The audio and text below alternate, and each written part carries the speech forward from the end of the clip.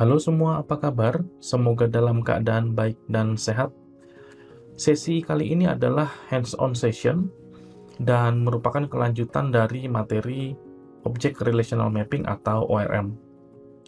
Di sesi ini kita akan mengembangkan sebuah solusi sederhana dengan menggunakan salah satu implementasi dari konsep ORM. Kita perhatikan terlebih dahulu tujuan dari sesi kali ini. Nah, setelah menyelesaikan sesi ini, Anda diharapkan untuk memiliki sebuah pengalaman dalam menggunakan salah satu implementasi dari konsep ORM. Jadi nanti kita akan menggunakan salah satu framework yang kompatibel atau compliant dengan GPA. Oke, langsung aja kita lihat case study-nya ya. Nah, pada sesi ini, case study yang akan kita angkat sebenarnya sudah pernah kita lihat ya di materi sebelumnya berkaitan dengan JDBC. Jadi kita akan ngembangin sebuah solusi sederhana. Solusi yang sederhana ini di dalamnya kita akan menyimpan informasi terkait dengan kontak ya. Jadi kontak information diantaranya email, nama, dan phone number dengan email sebagai primary key. Kemudian kontak-kontak tersebut yang kita simpan dalam solusi itu bisa kita beri label. Jadi misalnya kita beri label family gitu ya, atau kita beri label friend atau work atau yang lain, tergantung sama kebutuhan kita. Dan label-label ini akan disebut dengan grup ya. Jadi kita akan punya grup. Nanti grup ini bisa dipetakan ke kontak gitu ya, kurang lebih ya. Jadi hubungannya adalah many to many, di mana sebuah kontak mungkin memiliki lebih dari satu grup ya, atau dipetakan ke dalam lebih dari satu grup. Sementara sebuah grup bisa dilabelkan kepada lebih dari satu kontak ya. Tapi mungkin aja grup itu tidak memiliki kontak ya. Jadi memungkinkan. Kemudian kita nanti akan di dalam solusi kita ya, kita akan menampilkan daftar kontak secara alfabetis, dan kita juga akan menampilkan daftar kontak berdasarkan clustering grupnya. Jadi misalnya siapa saja nih atau termasuk dalam grup family, siapa saja nih dalam grup work atau friend misalnya, itu contoh ya.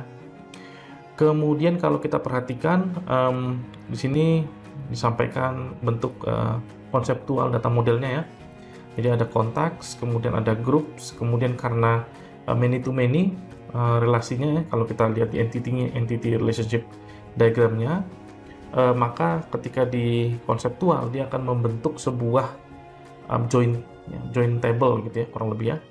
Nah, join table ini nanti berisi dua buah foreign key ya. Jadi foreign key yang satu datang dari konteks, kemudian foreign key yang kedua datang dari groups ya. Kemudian ada di dalam kontak group ya. Ini join table-nya kita sebut dengan kontak group. Kemudian kita akan ngembangin dua buah entity classes ya. Jadi hasil terjemahan dari CDM yang tadi ya, yang tadi kita lihat ya. Jadi kita akan transform menjadi bentuk yang kurang lebih seperti ini.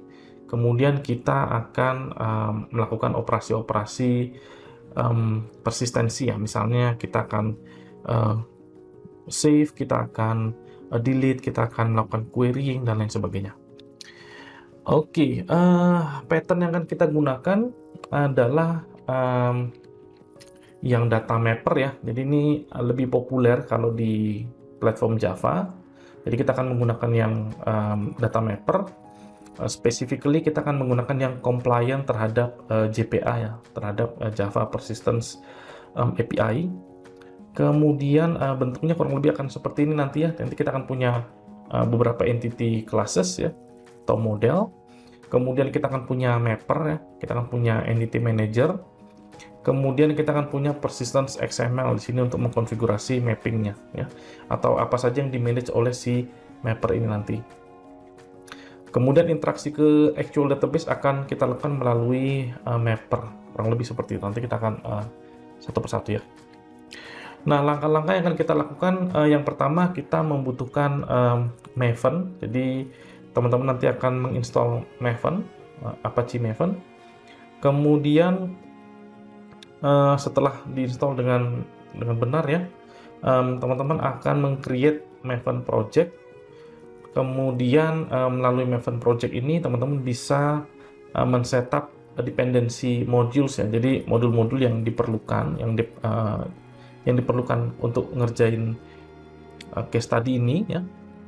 Ada beberapa dependensi, ada 3 ya. Nanti teman-teman akan menggunakan Java Persistence, kemudian implementasinya dalam bentuk Eclipse Link ya. Jadi implementasinya dalam bentuk Eclipse Link. Kemudian teman-teman juga akan menggunakan H2 database nanti ya. Jadi teman-teman tentu perlu JDBC drivernya, itu juga dependensi. Kemudian teman-teman akan men-setup persistent unit ya. Persistent unit itu mengkonfigurasi connection menuju ke database nanti, dan apa saja yang akan di-manage oleh entity manager teman-teman. Kemudian kita akan meng-create entity class ya. Selanjutnya kita akan melakukan beberapa persistence operation ya, misalnya kita select, kita save atau insert gitu ya. Kemudian kita akan melakukan deletion ya, atau removing objects ya. Selanjutnya yang terakhir kita akan bermain-main dengan relationships. Jadi ketika nanti kita bikin entity class di nomor 4 ini ya, di step nomor 4, itu kita belum bermain-main dengan relationships. Jadi relationships akan muncul ketika nanti kita sudah akan punya multiple entity classes ya, baru kita chain mereka. Oke, itu adalah step-stepnya, jadi lumayan panjang. Lalu apa saja requirement untuk bisa menyelesaikan hands-on ini ya? Yang pertama, make sure teman-teman punya JDK 8 atau yang lebih baru ya. Misalnya JDK 11 atau 16 gitu ya. Silakan. Kita perlu JDK 8 dan yang lebih baru karena nanti driver ini membutuhkan Lambda ya. Jadi Lambda itu kan adanya baru di Java 8 ke atas ya. Kemudian teman-teman perlu menginstall H2 database. Nah, ini nanti karena kita menggunakan driver dari H2 database, dan kita akan menggunakan yang versi embeddable ya. Jadi kita tidak memerlukan instalasi H2 database ya. Kita cukup menggunakan JDBC drivernya saja. Di sana sudah all in untuk embeddable database-nya. Kemudian teman-teman tentu pakai Visual Studio Code. Kemudian silakan diinstal extension pack for Java. Selanjutnya teman-teman tadi juga butuh Maven ya. Silakan menginstal Maven 3.8 jadi seri yang 3.8. Kemudian udah ya, jadi cuman ini ya, cuman 1, 2, 3, 4 ya.